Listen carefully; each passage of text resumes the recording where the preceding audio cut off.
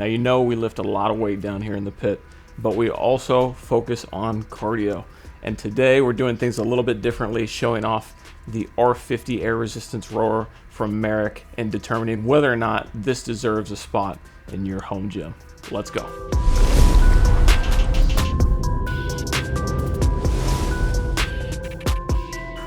What's up, guys? Kyle with HypertroFit.com, the best place to design your home gym and develop your training program. Like I said, today we are looking at the Merach R50 air resistance rower. This is something that they sent over free of charge for review, so I'm going to give you my honest take on it to determine whether or not this deserves a spot in your home gym. This is a direct competitor to the wildly popular Concept 2 rower, and we are coming in at about half the price point of that. So the Concept 2 here in late 2025, typically going for around $1,000. This is coming in closer to $500 depending on when you're looking at it. So we're going to take a look at whether or not that is all value or if there are some shortcuts taken to achieve that price point. So I'm going to spin this around and we're going to look directly at it. So I've had a few weeks to play around with this.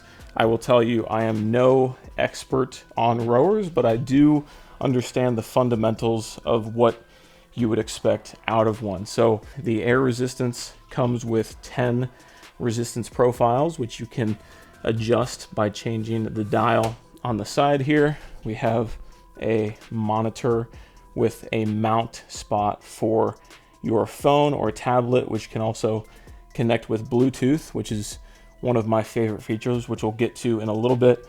The foot straps on the foot plates are quite wide, which is really nice because then you can have a secure attachment to the machine and it's not cutting into the top of your foot. And then we have a really nice, solid, supportive pad to sit on as you are doing your rowing. Overall, first impressions of using this thing is it is super solid and super smooth. I've been testing this at a weight of 225 right now, and I can go as hard as I possibly want on this. It does not budge, it does not shake, it is rock solid. So from a fit and finish standpoint, I really don't have any complaints. This thing is pretty much anything you would want out of a rower. It's fairly lightweight, it's easy to store upright. So if I come back here, we'll slide the pad all the way up. You can very easily, one hand, grab this thing, move it around, and store it all the way upright. I'm not going to do that right now, but suffice it to say, very, very easy to do. We have a handful of different modes that work on this rower. So I typically find myself using the manual mode, but it does come with various interval training and time-based trainings built in. Those all seem to work really well. And overall, it's been a great experience using this rower. There is one negative that I will point out, which I've been informed is going to be fixed on future models. But unfortunately, with this current model, if you are doing any sort of base work on this monitor, there are two sets of metrics that it flashes between. And it alternates between these metrics every 5 seconds. And this is something that you can't, unfortunately, change. So you're kind of just stuck with that on this monitor. It's flashing between, say, like time and time per 500 meters and a handful of other metrics. It's kind of annoying. You can kind of get used to it after a little while. It was something that I wanted to change, but I wasn't able to do so. However, there is a pretty easy workaround to fix this, and that is by attaching your phone or iPad or tablet to their accompanying app, which works quite well. It's got a free manual mode, which allows you to see all of the same metrics that you would see on this screen on an even bigger screen, especially if you're using something like an iPad, and it doesn't have that flashing issue. So that's something that I've found myself transitioning to more and more as I've continued to use this, because I just like to be able to see a handful of different metrics at the same time and not have those change over the course of my workouts. There are a couple different classes on there I tried as well. They also do some various challenges too, where you can compete, so to speak, in some smaller events. I wouldn't put it on the level of something like the Peloton competitions, but it is still something to kind of see where you stack up against some other people that are doing the same type of exercise, and that can be super motivating as well. Now, some of my favorite ways to use rowers are for high intensity interval work, and some of my favorite style of intervals are 1 minute on, 1 minute off, and in that minute off you're still moving, but you're obviously taking things significantly easier. I also like really intense intervals that are, say, 15 seconds on, 45 seconds off, or even 10 on, 50 off.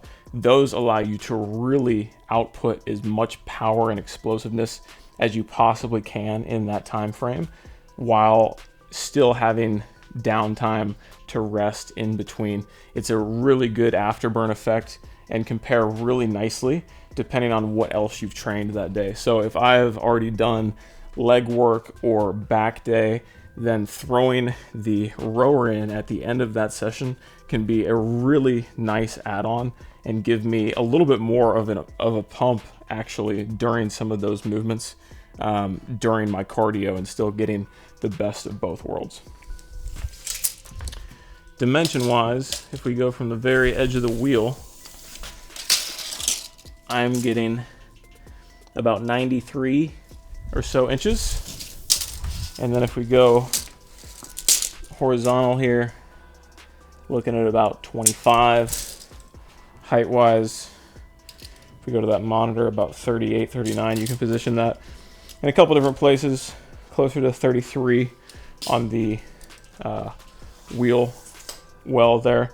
So overall, standard size of any rower that you've come to know, and works just like any from the competition. So final thoughts, who is this for? I think if you are in the market for a rower, this needs to be top of mind, just because from a quality standpoint, it is right there at the top with any of its competition at like half the price. There are some other competitors in the space, but with the gold standard being that Concept 2 rower, this is doing everything that does. The only time I think that the Concept 2 would make sense to purchase is if you are doing competitions that specifically use that rower, then yeah, sure, practice how you play. But if you're not, or even if you are, this is going to be so close in terms of the actual feel, and in some cases even better. Like I like the straps for the foot placement even better. I don't think you can go wrong, quite honestly. I think that this is a steal at the price point.